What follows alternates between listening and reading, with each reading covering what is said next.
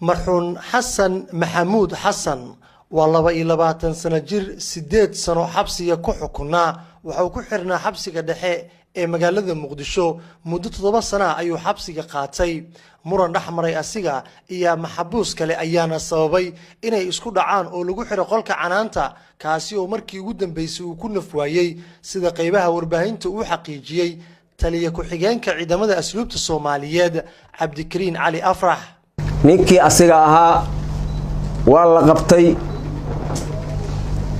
mar labaad ciyaartii waa laga saaray waana la xiray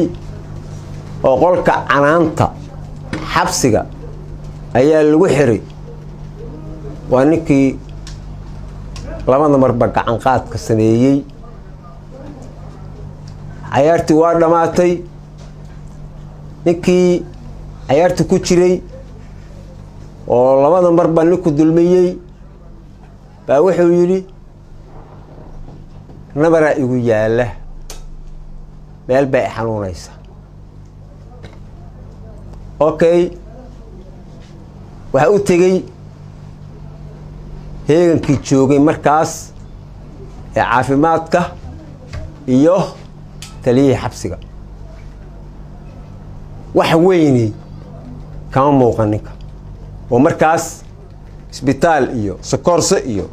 yani maxaan ku iraahdaa loogu qaato dib weyn inuu qabo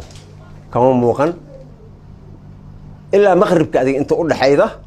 waxa dhacday in maxaabiistii ay soo garaacdo albaabka qolkii uu ku xiray ninkaasi iyo maxaabiista kale qayladii iyo garaaci hadii la maqlay taliyaha xabsigu xaadir buu ahaa wuxuu amray albaabka in la furo la garaacayo in la fiiriyo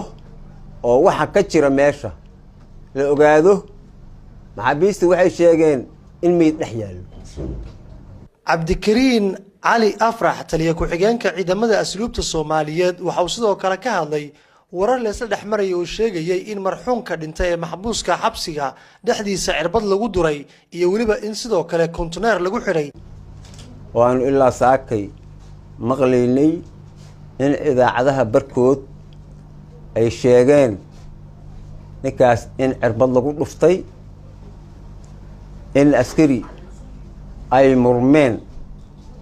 isqabteen ciidanka asluubta ahoo kuwa ilaalinayay dabadeedna container lagu xiray